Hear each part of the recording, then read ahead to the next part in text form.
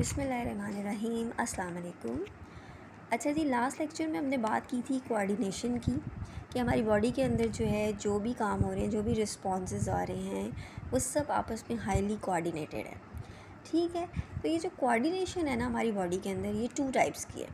To types of coordination is present in our body, that is nervous coordination and chemical coordination. ठीक हो गया। जो nervous coordination है वो नर्वस सिस्टम कंट्रोल कर रहा है। ठीक है, नर्वस सिस्टम में आपको पता है network of specialise cells, tissues and organs present हैं, जैसे कि specialise cells that is neurons, और brain and spinal cord organs हैं जो नर्वस कोऑर्डिनेशन में बेसिक ऑर्गन्स हैं। ठीक है, इसके अलावा जो केमिकल कोऑर्डिनेशन है उसमें एंडोक्राइन सिस्टम आता है। एंडोक्राइन सिस्टम जो है वो ग्लैंड्स का सिस्टम है। हमारी बॉडी के अंदर जितने भी ग्लैंड्स हैं और वो हार्मोन रिलीज़ कर रहे हैं, तो हार्मोनल सिस्टम जो सारा ग्लैंड का सिस्टम है वो एंडोक्राइन सिस्टम है, और ये बेसिकली हमारी बॉडी में केमिकल कोऑर्डिनेशन को कंट्रोल कर रहे हैं। ठीक हो गया। जो एनिमल्स हैं ना, एनिमल्स के अंदर हम लोग भी शामिल हैं। I am also talking about human beings. उनमें बहुत टाइप की जो है कोऑर्डिनेशन है, दैट इज़ नर्वस कोऑर्डिनेशन भी है और केमिकल कोऑर्डिनेशन भी है। जबकि जो प्लांट्स हैं ना, उनके अंदर सिर्फ केमिकल कोऑर्डिनेशन है, क्योंकि प्लांट्स के अंदर नर्वस सिस्टम तो होता नहीं, उसके अंदर जो है वो केमिकल कोऑर्डिनेशन चलती है। और प्लांट्स के अंदर अगर नर्वस सिस्टम होता तो ज़ाहिर है फिर प्लांट्स भी सोचते, प्लांट्स भी जो है वो एक प्लांट भी ये सोचता कि मैं यहाँ क्यों उगा हुआ हूँ, मैं कहीं और जाके उग जाता हूँ, ये मुझे ज़्यादा फ़ायदा देगा। तो प्लांट के अंदर तो नर्वस सिस्टम है ही नहीं, तो nervous coordination is not present in plants, only chemical coordination is present in plants. So types of coordination आपने पढ़ी। अब आपको पता होना चाहिए कोऑर्डिनेशन से पहले you should know coordinated action, कि बॉडी के अंदर कोऑर्डिनेशन के साथ एक एक्शन किस तरह परफॉर्म होता है, उसमें क्या चीज़ें शामिल हैं। A coordinated action has 5 components. ठीक है, 5 कंपोनेंट्स हैं एक कोऑर्डिनेटेड एक्शन के, that are stimuli, receptors, coordinators, effectors, response. So सबसे पहले हम बात करेंगे स्टिमुलाई की। स्टिमुलाई को सिंगुलर में हम स्टिमुलस बोलते हैं। स्टिमुलस क्या है? What is the definition of stimulus? Any change in internal environment, internal और एक्सटर्नल, सॉरी थोड़ा सा बादल गरजने से हमारी लाइट चली जाती है।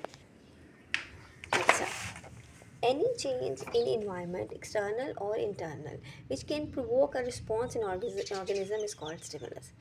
यानी कि हमारे इन्वायरमेंट के अंदर कोई भी चेंज आए, बेसिकली या वो एक्सटर्नल हो या वो हमारी बॉडी के अंदर हो, उसकी वजह से जो रिस्पॉन्स क्रिएट होता है ना, जो हमारे अंदर ट्रिगर करता है एक रिस्पॉन्स को, उस चीज़ को स्टिमुलस, रिस्पॉन्स को नहीं हम स्टिमुलस बोलते, बल्कि जो चीज़ हमें मजबूर करती है कि हम रिस्पॉन्स करें, वो स्टिमुलस है।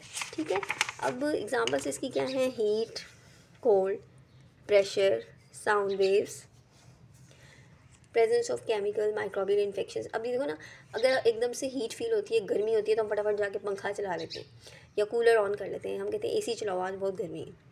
ठंड लगती है तो फटाफट स्वेटर पहन लेते हैं। क्यों?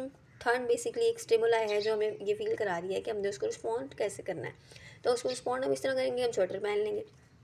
प्रेशर, कोई चीज़, कोई हैवी ऑब्जेक्ट हमारे ऊपर आके गिर जाए तो हम एकदम से रिस्पॉन्स करेंगे, उसको पीछे करेंगे या उसकी तरफ हमारा रिएक्शन आएगा। या हमारी बॉडी के अंदर हमारा ब्लड प्रेशर ज़्यादा हो तो उससे हमारी बॉडी जो है वो रिस्पॉन्ड करेगी इंटरनली।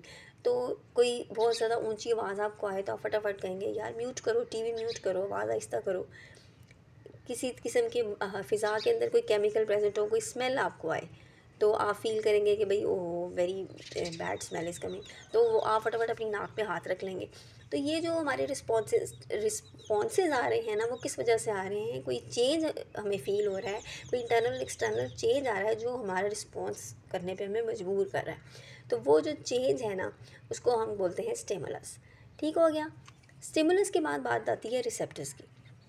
स्टिमुलाई तो हमें मिल गई, कोई ट्रिगर तो हमें किसी ने कर दिया कि भाई ऐसा है तो उसके आगे रिस्पॉन्स करना है। स्टिमुलाई के बाद क्या बात है?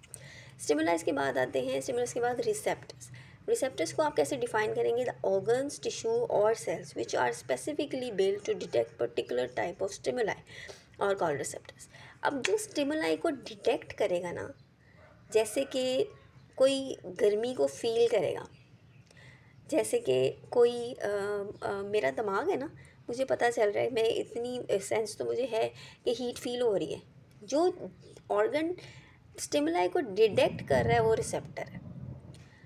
कोई गर्म चीज़ मेरे हाथ पे लगी, ठीक है, मेरे हाथ ने क्या किया, उसको फ़ौरन पीछे कर लिया, मेरा हाथ फ़ौरन गर्म चीज़ से पीछे हो गया। क्या हुआ, स्टिमुलाइज क्या थी, गर्म चीज़, उसको डिटेक्ट किसने किया, रिसेप्टर ने, मेरे हाथ ने। उसको डिटेक्ट किया कि भाई ये चीज़ गर्म है, हाथ मैंने अपना, उसने डिटेक्ट किया उस स्टिमुलाई को कि चीज़ का गर्म होना। जो चीज़ डिटेक्ट करती है पर्टिकुलर स्टिमुलाई को, वो हमारी रिसेप्टर है। इसकी एग्जांपल्स मैं आपको देती हूँ, जैसे कि साउंड वेव्स। साउंड वेव को कौन डिटेक्ट करेगा, तेज़ हैं, हल्की हैं, ईयर्स डिटेक्ट करेंगे। लाइट जो है वो ज़्यादा या कम होगी, उसको हमारी आइज़ डिटेक्ट करेंगी, तो आइज़ यहाँ पे रिसेप्टर्स हैं। बहुत ज़्यादा तेज़ लाइट होती है तो अपनी आंखें छोटी हो जाती हैं हमारी, तो वो भी एक रिस्पॉन्स होता है। केमिकल इन एयर जो में केमिकल्स होंगे, उसको कौन डिटेक्ट करेगा, हमारी नोज़ डिटेक्ट करेगी, हमें फ़ौरन स्मेल आ जाएगी, ठीक है। तो ये जो चीज़ों को स्टिमुलाई को डिटेक्ट कर रहे हैं वो रिसेप्टर्स हैं। स्टिमुलाई के बाद रिसेप्टर्स ने उसको डिटेक्ट किया, और डिटेक्शन के बाद क्या हुआ, रिसेप्टर के बाद का काम है कोऑर्डिनेटर्स का, ठीक है। बात पहुंची कोऑर्डिनेटर्स तक। कोऑर्डिनेटर्स क्या हैं, the organ that receive information from receptors and send messages to particular organ for proper action. ठीक हो गया। अब रिसेप्टर तक स्टिमुलाई पहुंची, उसने डिटेक्ट की, उसने आगे किसको मैसेज भेजा, किसी खास किस्म के ऑर्गन को, ताकि वो कोई एक्शन ले। जैसे कि मेरा हाथ गर्म चीज़ पे लगा, गर्म चीज़ जो है, जो गरमाइश थी वो स्टिमुलाई थी, मेरा हाथ रिसेप्टर था। रिसेप्टर ने मैसेज किसको भेजा, कोऑर्डिनेटर को। कोऑर्डिनेटर को मैसेज आएगा ताकि वो इस पर कोई एक्शन ले, भाई हाथ को पीछे करना है। एग्ज़ाम्पल, अब इसमें जो है वो दो किस्म के जो है वो हैं कोऑर्डिनेशन। नर्वस कोऑर्डिनेशन में कोऑर्डिनेटर कौन है, और केमिकल कोऑर्डिनेशन में कोऑर्डिनेटर कौन। नर्वस कोऑर्डिनेशन में जो कोऑर्डिनेटर है ना, वो ब्रेन और स्पाइनल कॉर्ड है। आपको पता है नर्वस सिस्टम में ब्रेन और स्पाइनल कॉर्ड मेन ऑर्गन्स हैं। स्पाइनल कॉर्ड जो है वो मेजर पाथवे है जो ब्रेन और डिफरेंट पार्ट्स ऑफ बॉडी को आपस में कनेक्ट करता है। ब्रेन जो है वो सेंट्रल उसका यूनिट है नर्वस सिस्टम का। तो ये जो है वो हमारे नर्वस सिस्टम के जो है वो कोऑर्डिनेटर्स हैं। तो हाथ से मैसेज जाएगा ब्रेन की तरफ, और फिर ब्रेन जो है वो आगे जो है वो अपना काम करेगा। केमिकल कोऑर्डिनेशन में क्या आ जाता है, एंडोक्राइन ग्लैंड्स, ठीक है। अब रिसेप्टर के बाद एंडोक्राइन ग्लैंड्स तक बात पहुंचेगी। Receive information in the form of various chemical, वो केमिकल की फॉर्म में जो है वो इन्फॉर्मेशन को लेते हैं और फिर मैसेजेस सेंड करते हैं पर्टिकुलर हार्मोन को, पर्टिकुलर टिश्यू ऑर्गन को या ग्लैंड को, जो फिर एक स्पेसिफिक पर्टिकुलर हार्मोन रिलीज़ करता है ब्लड में। उस स्टिमुलाई के रिस्पॉन्स में वो हार्मोन अंदर बॉडी के रिलीज़ होता है, ठीक है। तो जैसे कि इसकी एग्जांपल है insulin produce by pancreas. Insulin जो है वो हमारी बॉडी के शुगर लेवल्स को कंट्रोल करता है। तो जब शुगर ज़्यादा होती है तो अगर पैनक्रियास सही काम ना कर रहा हो तो इंसुलिन लेवल्स गड़बड़ हो जाते हैं और फिर क्या होती है, इंसान को शुगर हो जाती है। तो इस तरह जो है ना, जो नर्वस कोऑर्डिनेशन है उसमें ब्रेन और स्पाइनल कॉर्ड है, और जो केमिकल कोऑर्डिनेशन है उसमें जो है ना वो एंडोक्राइन ग्लैंड्स जो हैं वो हमारे जो हैं वो हैं कोऑर्डिनेटर्स हैं, ठीक है। कोऑर्डिनेटर्स के बाद बात आती है इफेक्टर्स पे, ठीक हो गया। स्टिमुलाई हो गई, रिसेप्टर हो गए, कोऑर्डिनेटर्स हो गए। कोऑर्डिनेटर्स के बाद बात आ गई इफेक्टर्स पे। इफेक्टर्स क्या हैं, definition, parts of body which receive messages from coordinators and produce particular responses. अब क्या हुआ कि कोऑर्डिनेटर से जो मैसेज मिला तो उसने फिर क्या किया, पर्टिकुलर रिस्पॉन्स उसने देना है। उस इफेक्टर कौन है, जिसने पर्टिकुलर रिस्पॉन्स देना है, जिस ऑर्गन ने रिस्पॉन्स देना है स्टिमुलाई पे। यानी कि मेरे हाथ पे गर्म चीज़ लगी, गर्म स्टिमुलाई मिली, मेरा हाथ रिसेप्टर था, उसने मैसेज भेजे ब्रेन को, ब्रेन ने दोबारा सिग्नल भेजे हैंड को कि तुम पीछे हो जाओ। तो यहाँ मेरा हैंड जो है ना वो इफेक्टर है, जिसने हाथ पीछे करना है, जिसने रिस्पॉन्स देना है, ठीक है। The parts of body which receive messages from coordinators and produce particular response. Effectors in neuron, nervous coordination में कौन है effector, example, neurons carry messages from coordinators brain and spinal cord to muscle and glands which act as effector, ठीक है जी। Nervous neurons जो हैं वो nerve impulses को लेके जाते हैं ब्रेन और स्पाइनल कॉर्ड से मसल और ग्लैंड्स की तरफ, जो फिर हमारे जो है वो उस पर रिएक्ट करते हैं, रिस्पॉन्स देते हैं, ठीक है। और इफेक्टर्स जो हैं वो केमिकल कोऑर्डिनेशन में कौन है, उसकी एग्जांपल है particular hormone carry messages from coordinator endocrine glands to particular target tissue. Which acts effector, ठीक है ना। वो एंडोक्राइन ग्लैंड्स कोऑर्डिनेटर से मैसेज लेगा और फिर पर्टिकुलर टिश्यू की तरफ लेके जाएगा, जो फिर जो है वो हार्मोन रिलीज़ करेगा। नेफ्रॉन जो है वो कुछ हार्मोन्स के लिए नेफ्रॉन जो है इफेक्टर के तौर पर करते हैं कि कोई हार्मोन ज़्यादा या कम होता है तो नेफ्रॉन क्या करता है, उसकी वाटर की रीअब्जॉर्प्शन या जो वो है वो रीअब्जॉर्प्शन जो वाटर की वो करता है, वो थोड़ी ऊपर नीचे हो जाती है क्योंकि कोई हार्मोनल लेवल ज़्यादा होता है। इसी तरह बोन्स और लिवर भी जो है वो कुछ हार्मोन्स के लिए जो है वो इफेक्टर के तौर पे काम करते हैं। कुछ कोई हार्मोन ज़्यादा, पैराथायराइड हार्मोन है वो ज़्यादा हो तो फिर कैल्शियम लेवल डिस्टर्ब होता है और बोन जो है वो फिर बोन को ब्रेक डाउन करके वहाँ से कैल्शियम निकालता है। तो ये जो है बेसिकली बोन और लिवर भी जो है वो कुछ हार्मोन्स के लिए फैक्टर के तौर पे काम करते हैं, ठीक है। अच्छा जी, बात हो गई हमारी स्टिमुलाई, रिसेप्टर, कोऑर्डिनेटर, इफेक्टर। अब जो असल में चीज़ है जिसकी हम बात कर रहे हैं, रिस्पॉन्स। कोई भी स्टिमुलाई हमें मिली उसमें रिस्पॉन्स मैंने क्या दिया कि अपना हाथ फटाफट गर्म चीज़ से पीछे कर लिया। इसकी डेफिनेशन क्या है, on receiving the messages from coordinator the effector performs action. Effector जो परफॉर्म करते हैं ना एक्शन, वो बेसिकली रिस्पॉन्स है, ठीक है।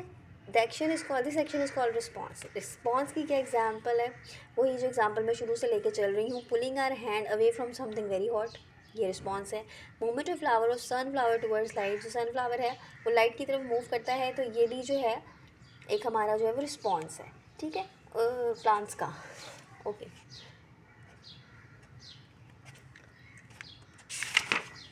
अब इमीडिएट रिस्पॉन्स, नर्वस कोऑर्डिनेशन जो है वो प्रोड्यूस करती है immediate but short living responses, ठीक है। नर्वस कोऑर्डिनेशन में इमीडिएट रिस्पॉन्स आता है फटाफट झट से और ख़त्म भी हो जाता है, एकदम से रिएक्शन आता है और ख़त्म हो जाता है। जबकि जो केमिकल कोऑर्डिनेशन है उसमें स्लो लॉन्ग लिविंग रिस्पॉन्सेस आते हैं कि आहिस्ता आहिस्ता आहिस्ता बॉडी के अंदर हार्मोन्स प्रोडक्शन होती रहती है, फिर हार्मोन्स बॉडी के अंदर काफ़ी देर रहते हैं, तो वो एक अलग से रिस्पॉन्स जो है वो स्लो और लॉन्ग लिविंग रिस्पॉन्स होता है। नर्वस कोऑर्डिनेशन में कोई चीज़ गर्म लगी, मैंने फटाफट हाथ पीछे कर लिया, तो ये इमीडिएट रिस्पॉन्स है, फटाफट ये मेरी सेंस जो है ख़त्म भी हो जाएगी, वो आहिस्ता आहिस्ता नॉर्मल हो जाएगा, ठीक है। So this is all about the coordinated action. Hope you have understood. Keep watching my video and do subscribe my channel. Thank you, अल्लाह हाफिज़।